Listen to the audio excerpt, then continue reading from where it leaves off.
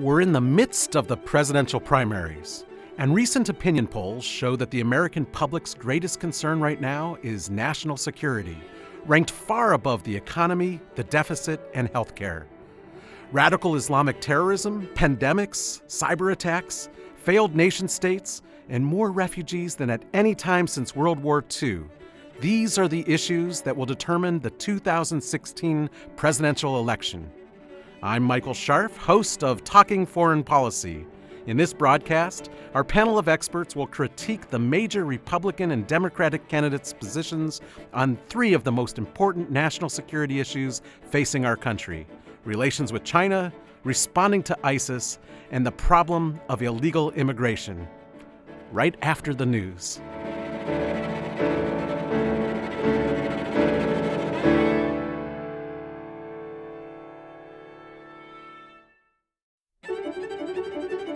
Welcome to Talking Foreign Policy. I'm your host, Michael Scharf, Dean of Case Western Reserve University School of Law. In this broadcast, our expert panelists will be critiquing the positions of the leading Republican and Democratic presidential candidates on three key national security issues: relations with China, defeating ISIS, and stemming the flow of illegal immigrants. Our panelists today include Milena Sterio, Associate Dean of Cleveland Marshall College of Law, who's been a frequent guest on our show, and she's an expert in international law and policy. With us for the first time is Professor Timothy Webster, Director of Asian Legal Studies at Case Western Reserve University School of Law. Also with us, joining our panel for the first time, is Navy Captain and Law of War expert Dr. Greg Noone, who heads Fairmont College's National Security and Intelligence Program. And finally, joining us in a few minutes will be David Leopold, the past president of the American Immigration Lawyers Association and a distinguished alumni of Case Western Reserve University School of Law. Well, thank you, Milena, Tim, and Greg, for being on the show. It's good to be here, Michael. Thank you, Michael. My pleasure, Michael. Okay, so let's begin our discussion with a general question. If national security is so important to the electorate, which quality do you think the voters should value most? Experience, charisma, truthfulness, or the positions on the particular issues? Let's begin with Captain Greg Noone. Great. Thank you, Michael. It should be experience, but the reality of it is it's going to be the position on the issue. The voters have started to make up their mind on how they view things in this election, whether it be world events or domestic events. And so how a candidate portrays his views on the issue, his views on the position, we're going to defeat ISIS this way, we're going to stop illegal immigrants coming in this way.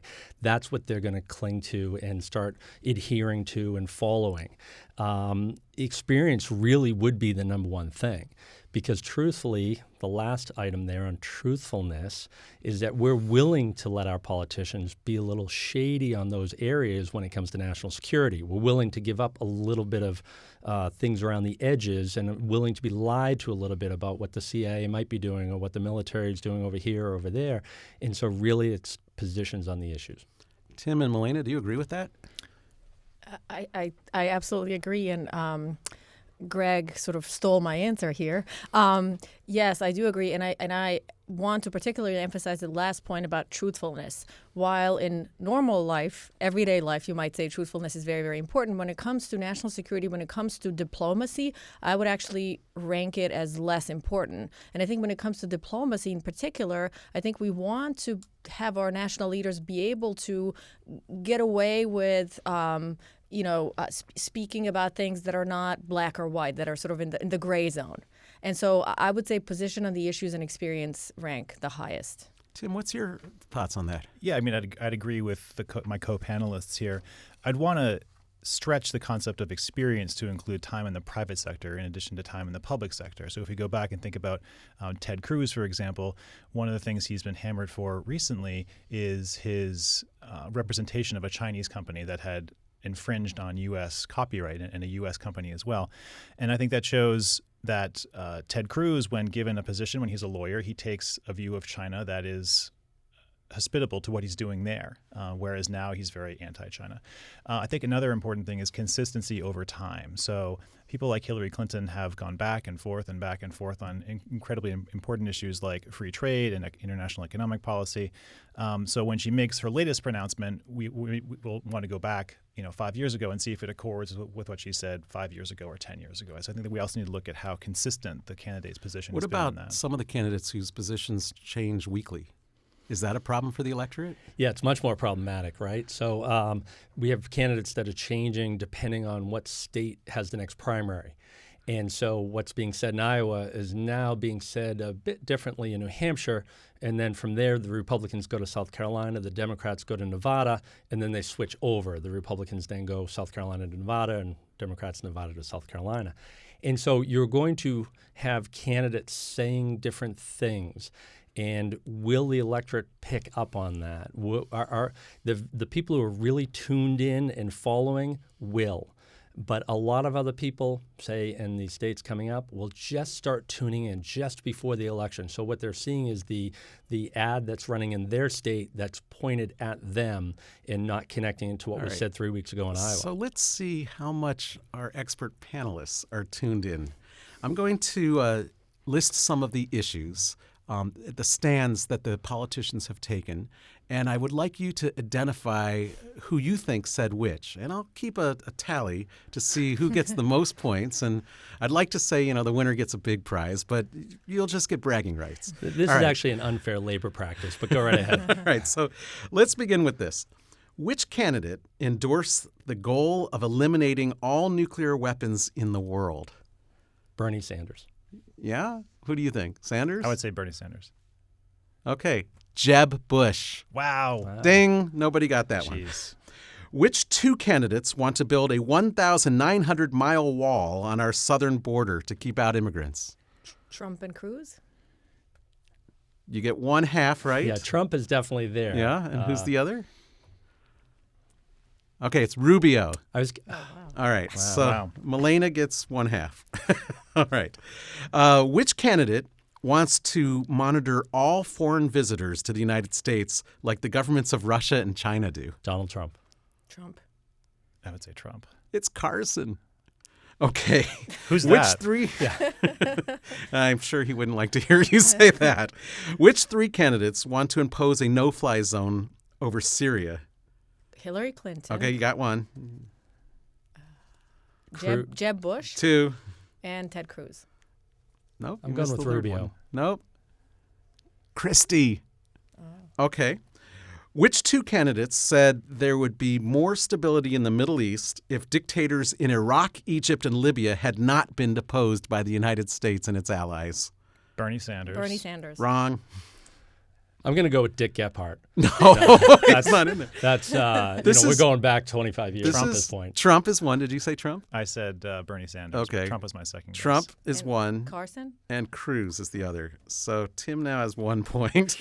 Which two candidates said removing Assad from power in Syria is the key to defeating ISIS? Rubio. That's right. And Cruz. Cruz and Rubio. How about the governor of the great state of Ohio? Kasich. All right. All right. So Greg gets one for Rubio. Who said we can't fight ISIS and fight Assad? So the opposite of the other one. Rand Paul's no longer in the race. All right. That one's Trump. Yeah. Which two candidates want to ban entry of refugees fleeing the violence in Syria?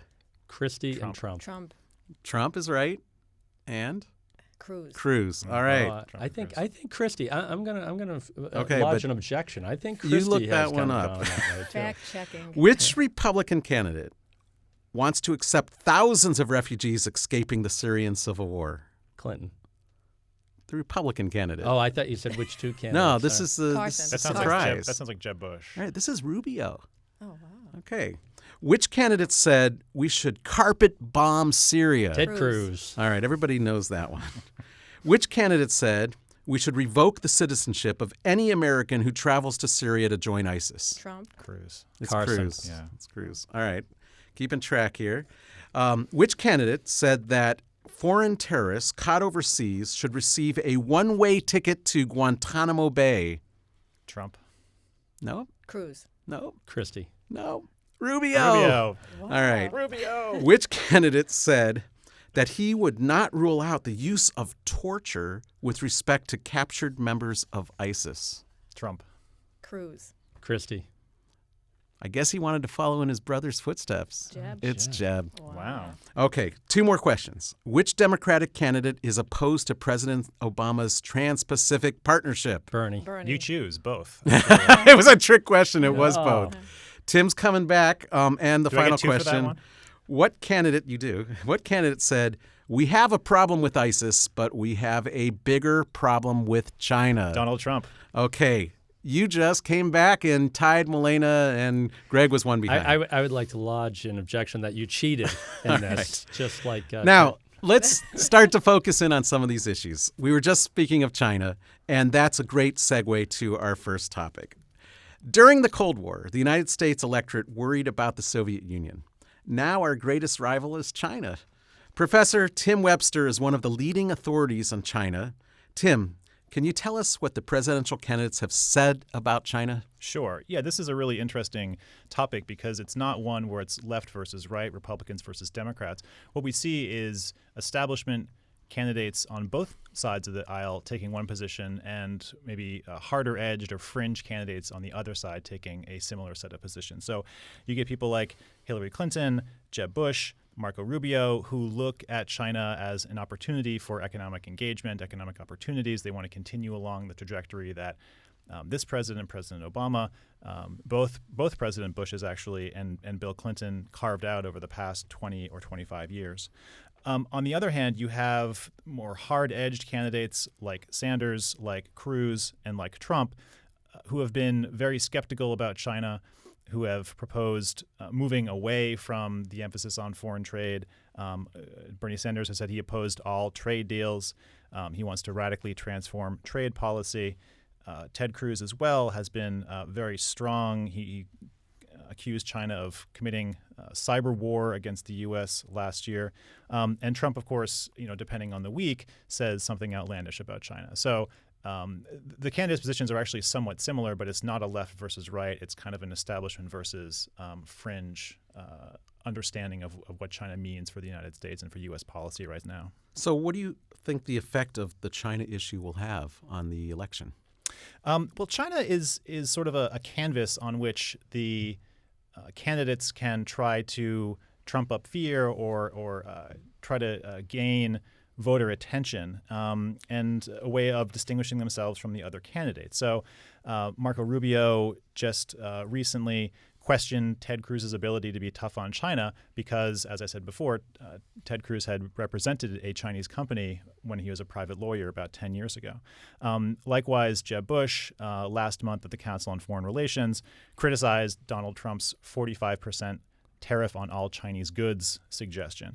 So it's a way, I think, that the candidates can distinguish themselves at this point among their primary competitors. And then as we move closer to the elections, as we had with Obama and Romney 4 years ago, China will also be a debating point or a sparring point by which the candidates can position themselves and call out their rivals. So do you think that anything really big is going to happen with respect to China that will be an October surprise that will foist it into the national spotlight?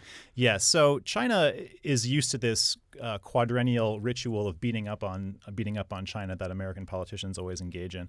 So I think they're going to try to keep a low profile. Nevertheless, there's always the possibility of miscommunication. If China's economy continues to go down as it has, and if we see in this country as well some economic weakness, as some people have been forecasting, that could make the Chinese economy and the U.S.-China economic relationship a major issue. If we have an incident in the South China Seas where 2 boats bump up against each other, or if China continues its reclamation and other activities in the South China Sea despite what it has promised to the U.S., that could also be another touch point. And finally, if the U.S. learns of another cyber attack, you'll recall last summer, originally it was thought that Chinese hackers had stolen 4 million federal government employee records. It then mushroomed about a month later to 20 million. So it's not a question of are they hacking us? It's a question of do we, the United States, figure out or learn of this? And so if we learn of another large-scale cyber attack like that, I think that could also possibly blow up into the headlines. All right, we will keep our eye on the issue of China, but it's time now for a short break. And when we return, we're going to have our experts talk about the candidates' proposals for defeating ISIS. Stay with us. Welcome back to Talking Foreign Policy, brought to you by Case Western Reserve University and WCPN 90.3 Ideas Stream. I'm Michael Scharf, Dean of Case Western Reserve University School of Law. We're talking today about the national security issues in the context of the presidential primaries. Our expert panel includes a military expert, Dr. Greg Noone, an expert on China, Professor Tim Webster, an expert on international law, Milena Sterio, and just joining us, walking in from the street just in time, is our expert on immigration law, David Leopold, who was past president of the American Immigration Lawyers Association. In this segment of our program, we'll be discussing the candidates' positions on defeating the terrorist organization known as ISIS. Milena Sterio, 2 years ago, hardly anyone had ever heard of ISIS. Why is ISIS now seen as such a great threat to national security? So ISIS is a terrorist group that emerged back in 2013 that has caused thousands of civilian losses. It has destroyed property. And basically the reason it's been able to thrive in both Iraq and Syria is because of instability on the ground and because of its own somewhat unpredictable nature. ISIS is a non-state actor. It's a terrorist group. It is not constrained by international law. It is not constrained by state lines. Its goal is to essentially capture, the biggest amount of territory that it can and to impose a caliphate. So it is not a rational state actor that plays by the rules in the international arena. Yeah, but before November, I think people in the United States could say, well, that's all happening way over there in the Middle East. ISIS isn't threatening us here at home. What happened in November to change that? Well, so in November, we saw the terrorist attacks in Paris, where ISIS essentially claimed responsibility for these attacks. And so now the notion is that they can strike again anywhere in the world, and they certainly are saying that they will. Now, whether they actually will or not remains to be seen, but because they're so unpredictable and because they essentially do not care about international law, they don't care about being a member of the UN, they don't care about sanctions, they're not a state regime, they can essentially go ahead and do that. And they have a lot of money, too, don't they? They've stolen a lot of money. They also run these secret oil refineries, and they make money that way. So, yeah, they apparently have resources. So about $2 billion, as reported. So we're talking about the richest terrorist organization, the most powerful terrorist organization on earth, suddenly threatening the West. Now, let's talk about where the candidates stand, because I think the American people want to know who is best prepared to protect us from ISIS. Sure. So you already mentioned one of the quotes. So Ted Cruz, for example, has stated that we should just carpet bomb ISIS. He's also said that we should... let me stop for a second. Yeah. Carpet bombing. Yeah.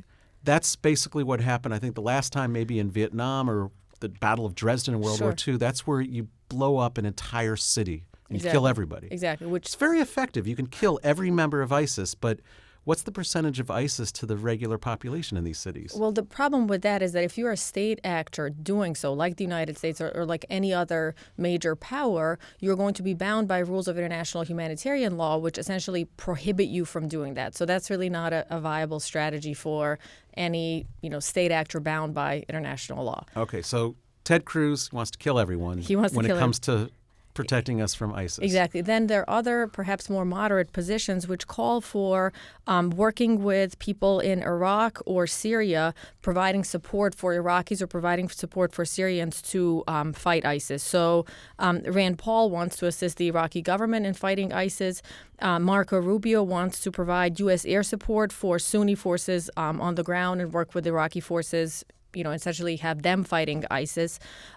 Donald Trump wants to bomb the oil fields in Iraq to take on ISIS. He wants to put more Iraqi boots on the ground to fight ISIS. Has any of the candidates been brave enough to say we're going to ultimately have to put American soldiers on the ground? Well, Donald Trump back in June of 2015 talked about putting boots on the ground. I don't know that he has said that recently, but June 2015 he talked about I can see it. that would be an unpopular position, but don't all the neutral experts say in the end that's going to be the only way to defeat ISIS?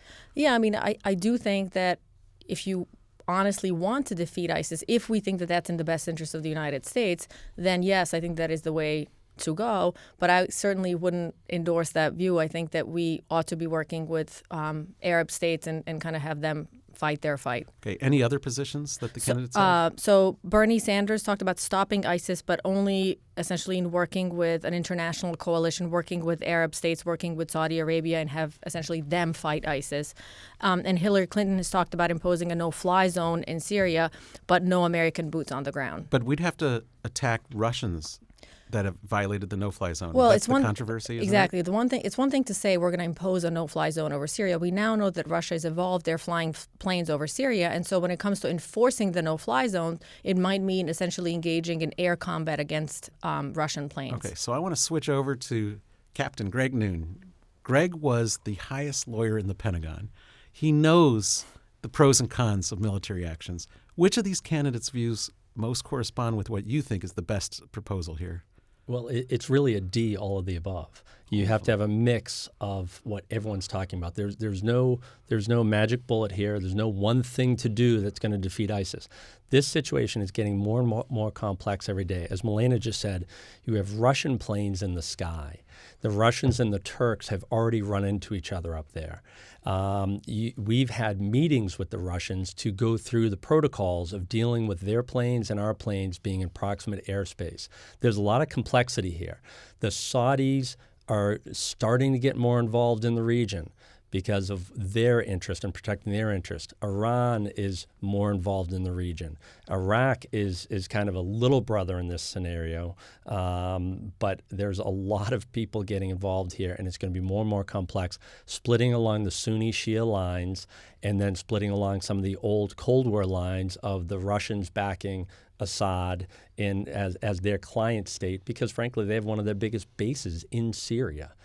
Just like they have their biggest naval base in Libya. So what about Trump's view that if we want to defeat ISIS, we have to partner with Assad and Russia, and that's going to be the price that it's going to cost us to defeat ISIS? Somebody's going to have to make that decision. So for the Obama administration, it was we wanted Assad out, and then I think that conversation died down because they realized that Assad actually represents more stability in the region than knocking him off. Do you think a lot of this happens behind closed doors, but do you think there's been an implicit agreement between the United States and Russia to allow Assad to remain in power in order to get the Russian support for the Security Council resolution that authorized or confirmed that we were allowed to use force in Syria? Yeah, there may be. Obviously, I don't know anything about that. I'm not as high up as you said I was.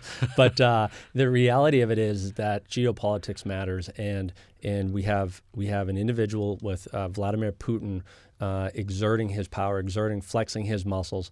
And then we have the United States trying to help allies, particularly in light of the Paris attacks. And you're going to get more attacks into the West, whether they be lone wolf or inspired by or directed by the internet or whatever it is.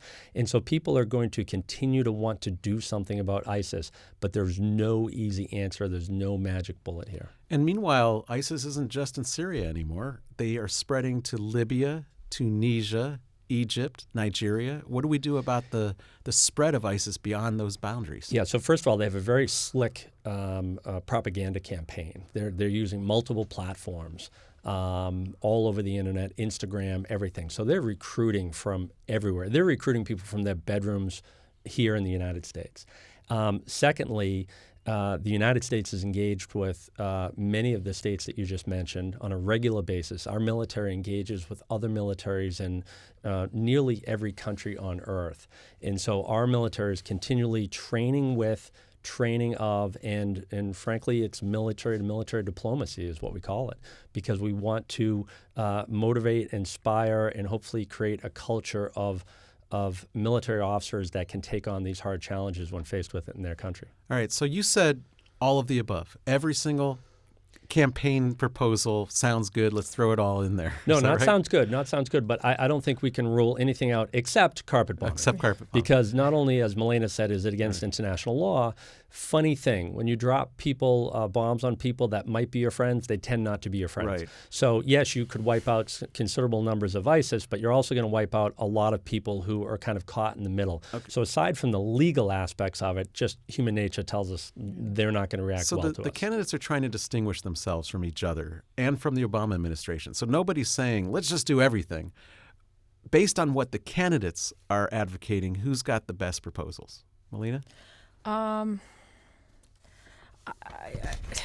That's a very, very tough question. I want to say no one. I mean, I really don't think anybody has a good proposal because they're all selecting just one element. They're either saying do not use force, from the American side at all, only use our international partners, or they're saying carpet bomb, or they're saying no-fly zone.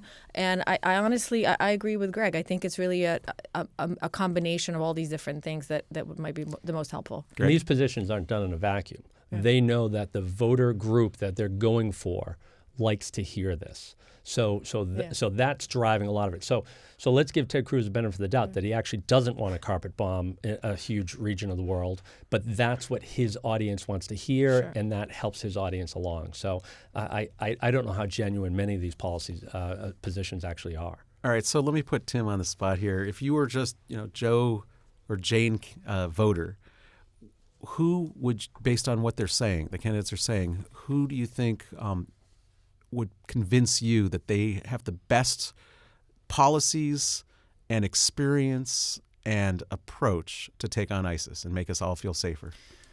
I'm not going to give an answer any more committal than my colleagues here. I guess I would want to see most of all experience in the executive branch. And I think there you have someone like Hillary Clinton who has served as Secretary of State. We've talked about bringing different groups, different national defense structures on board. And I think she's someone who has been a tried and true diplomat and can go pound the pavement and bring Saudi Arabia and bring other Gulf states on board with the United States to mount a coordinated campaign. So I would have to go for political experience. But her experience also includes Benghazi. And there have been all these hearings about Benghazi. There's a new movie out, 13 Hours. What do you think that the American public would think about when they think about, well, she's got experience, but look how she's been portrayed about mucking up Benghazi or not recognizing sufficiently the terrorist threat at that? That's certainly a claim that many Republicans have thrust at her. I'm still waiting for the smoking gun from Benghazi. There isn't one. There isn't one. And so there's been considerable investigations done on this. And, eight hearings? And there is no smoking gun that ties you back to either Hillary Clinton or President Obama. This movie troubles me because, unfortunately, we as Americans learn a lot of our history by movies. This movie is not accurate. Apparently that and the Jon Stewart show, right? Right.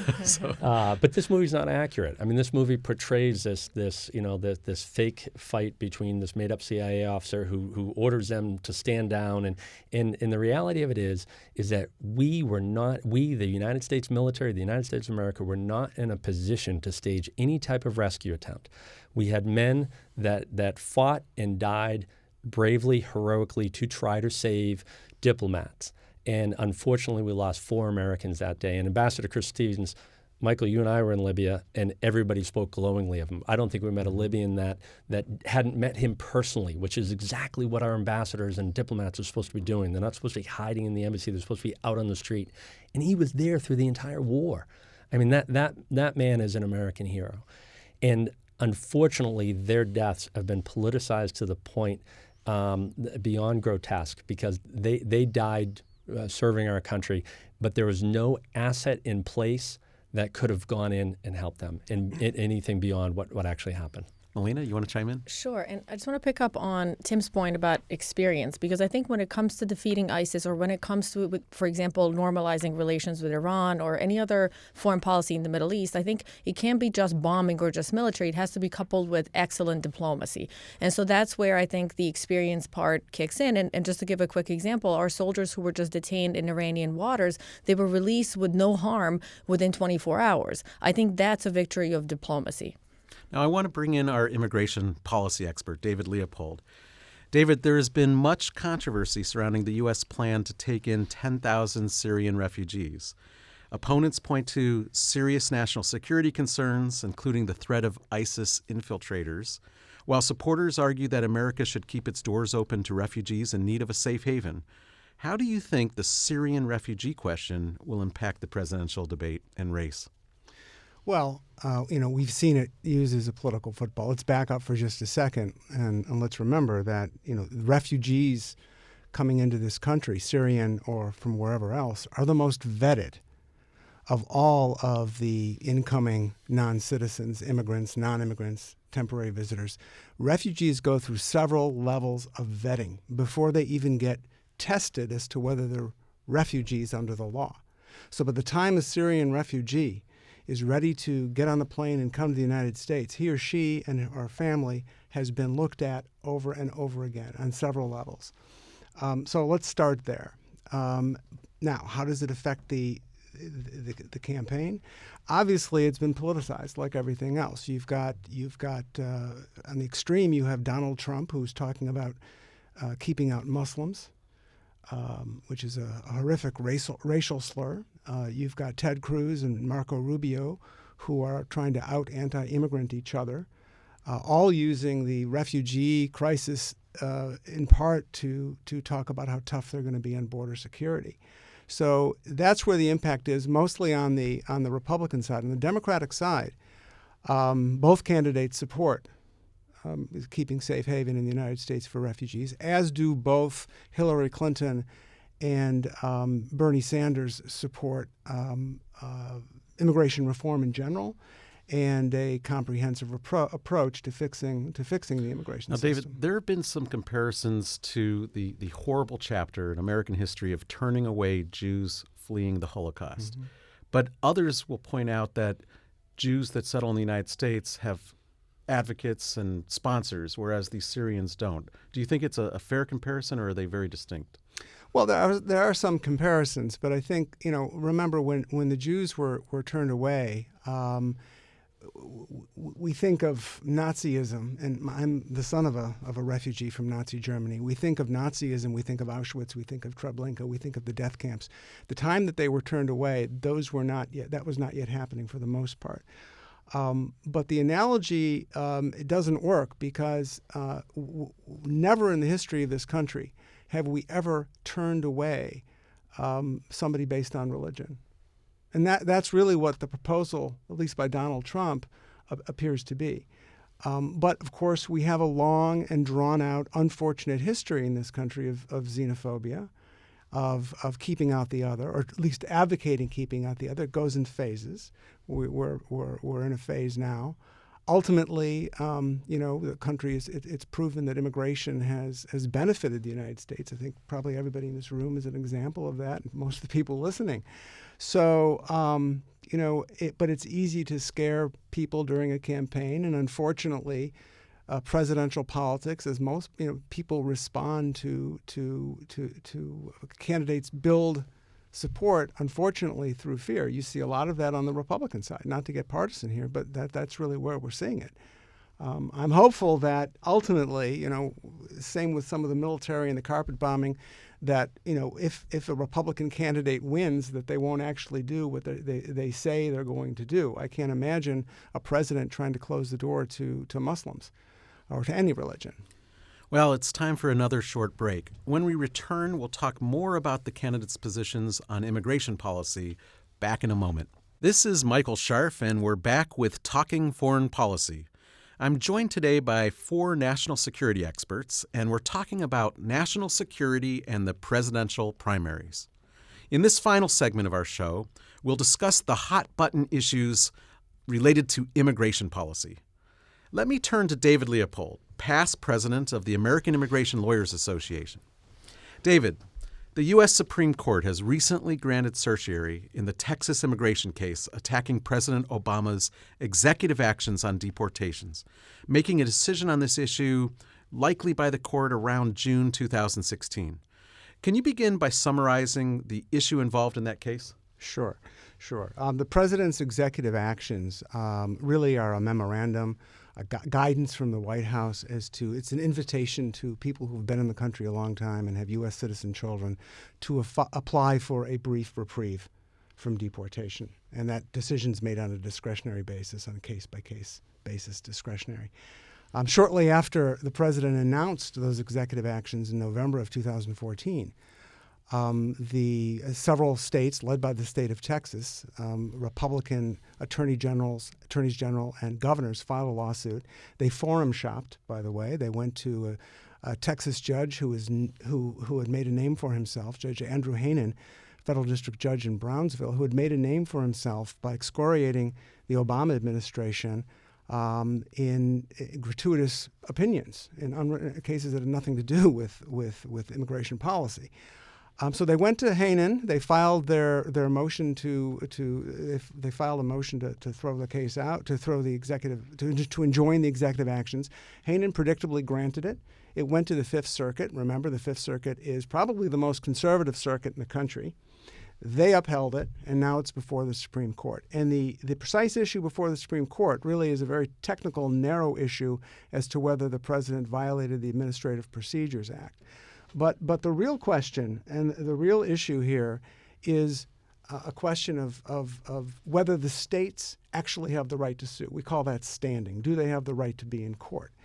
That's what the Supreme Court is likely to decide this case on. My prediction is that the Supreme Court will throw this case out because the states do not have the right to walk into court and tell the president how to make political decisions. I think Justice Roberts, by no means a liberal, has made standing a very important issue in his decisions. So we'll see what happens. David, in every election, there's what's known as the October surprise. This could be the June surprise. Yeah. These are events in the real world that are game changers. Yes. So there's two ways the court could come out, the way you just said they might, and the other way. Tell us, whichever way it comes out, how do you think that will play in the election? My view is it's going to be a lose-lose for the Republicans. Either way, if the court reverses and allows these executive actions to go forward, you're going to have an energized Latino base. You're going to have people who, because remember, this issue is personal to Latinos.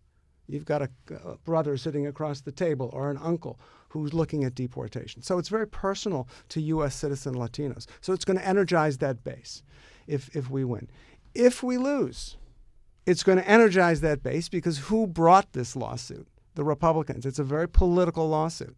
So I think it's a lose-lose for the Republicans. So what's weird is the Republicans are not staying away from immigration. They're making immigration the litmus test in the presidential primary cycle. Mm-hmm. What's behind that? How do they think it plays into their strategy to raise immigration to such a high-stakes poker game, as you describe it? Well, part of it is that most recently Donald Trump seized upon this issue by calling Mexicans rapists and drug dealers or whatever else he said. But this issue was in the making long before. In 2012, after the Republicans got, frankly, shellacked by the Latino vote, they only took in about 23%. Mitt Romney lost the Latino vote by about 72, 73%. It's astounding. The day after the election, you had John Boehner, the Speaker of the House at that time. You had the leader of the Senate, all talking about how they're going to do immigration reform. Suddenly that changed. We passed a bill. There was a bipartisan bill that did pass in 2013, and then the House didn't consider it. And what happened between 2012 and late 2013, I think, was a feeling within the Republican Party that they don't need to reach out to people of color to continue to build or to maintain their base. That what was going on was that they needed to energize white voters who simply didn't vote.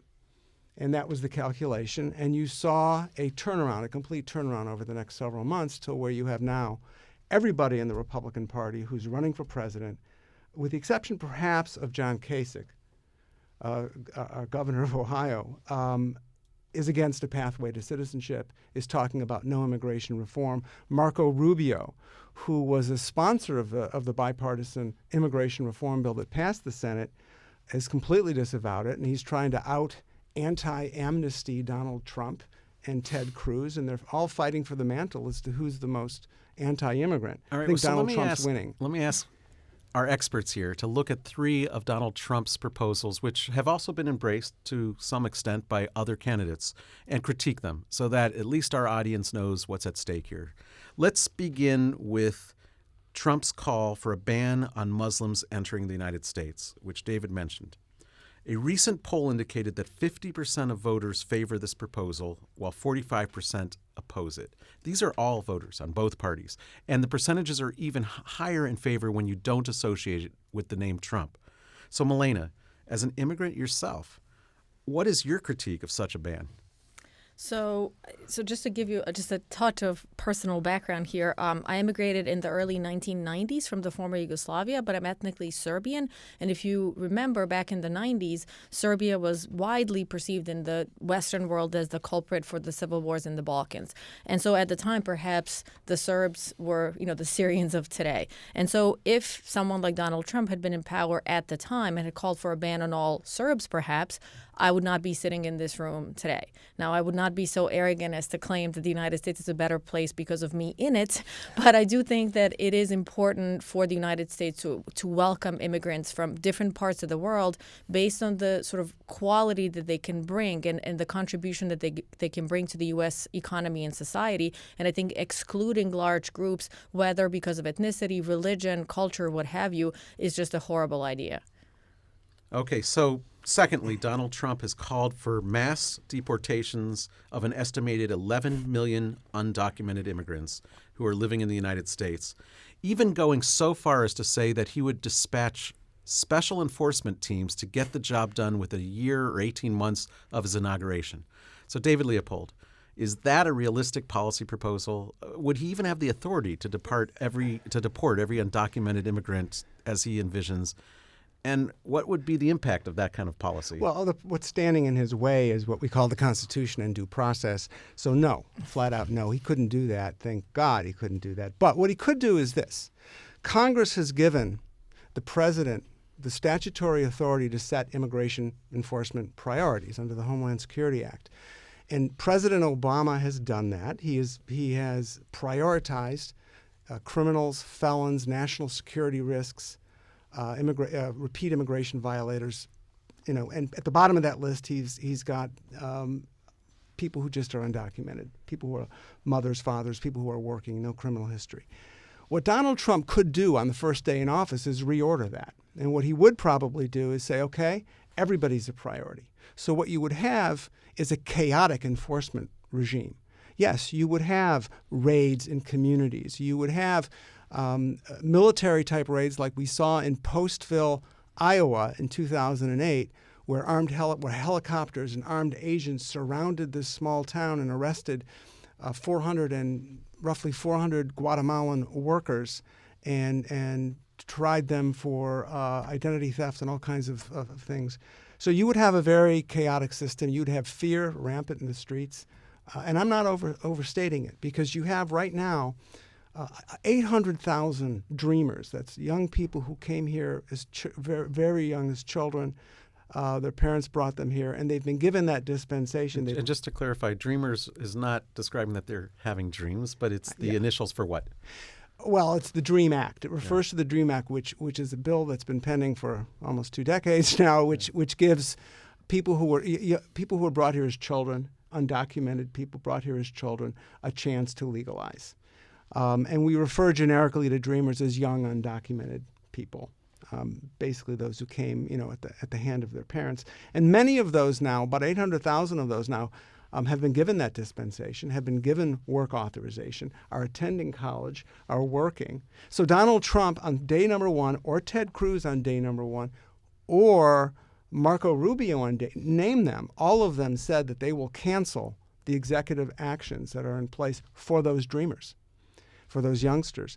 And those people will be out of work day. Now, can you imagine taking 800,000 people from one day to the next and saying, now you're back to going into the shadows? Imagine what that would do. Imagine what that would do. So this is an extremely important issue. And hopefully, if one of these Republicans does get elected, that they'll see this issue with a little bit more perspective than they've been at least talking about over the last several months. So the third one of Trump's, and this is also Rubio's idea, is the calling for the construction of a wall on our border with Mexico to keep out illegal immigrants. Greg, is this feasible? Not really. And like, how much would it cost? And how would you weigh the costs and benefits of that? It's incalculable, number one. Number two, every nation has borders, and every nation needs to secure its borders. So there needs to be a multi-phased approach that deals with everything from manpower to surveillance to things like tracking people that leave the country. So we track people coming in, but we have a hard time tracking them going out. So this is multi-phased, multi-agency, multi-government level approach. The wall itself, I think, is more metaphoric to Donald Trump in that he throws that line out there. In fact, he's very cynically has spoken to reporters and told them, when I see my crowd drifting off, I'll just throw out, and we're going to build a wall, and they'll all cheer. And he says, and the Mexican government's going to pay for it. Right, How's that going to work? Which I've yet to hear the answer to that one because I have a few student loans that I'd like the Mexican government to pay for, and I don't know how to make that happen. So I'd like the advice on that. But the reality of it is that he's saying that, and it's a bigger message he's projecting. He's projecting this idea, and it goes back to what Tim was saying about China. He's projecting this idea that your jobs have been stolen by others. Our factories are no longer here. They're in China. They're in Mexico, and this grand theft has happened to the American dream. So really, the whole we're going to build a wall, we're going to build it higher, we're going to build it with electricity on top, is really just the rhetoric to get to a deeper message in Donald Trump's audience. Polling wise, this isn't me. These are hard polls. They're overwhelmingly white, overwhelmingly male, and overwhelmingly non-college educated, and that's who Trump's yelling to, and it's been effective. If I could throw one point in there, I agree with everything you've said, and a couple points. Reality check, first of all. Illegal immigration is down to levels we haven't seen since the 70s. In fact, it's at net zero. People are going back to Mexico. So the idea that the border is not secure is simply not true. Point one. Point two, I agree with what Greg said, but I would also like to throw in the component of racism.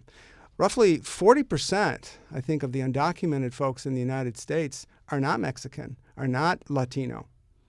And we don't hear talk about that. I mean, this goes into the whole unfortunate platform of reaching out to white America, and to the exclusion of other people into the Republican Party. Yeah, quickly, I'll, if I can add to that, is that you're right when you said he's trying to re-energize that base. They've given up on trying to get the Hispanic voter. And the reality of it is, in 2012, that was the first year in America that more white people died than were born. Right now, 1 in 4 of all children under the age of 5 are Latino.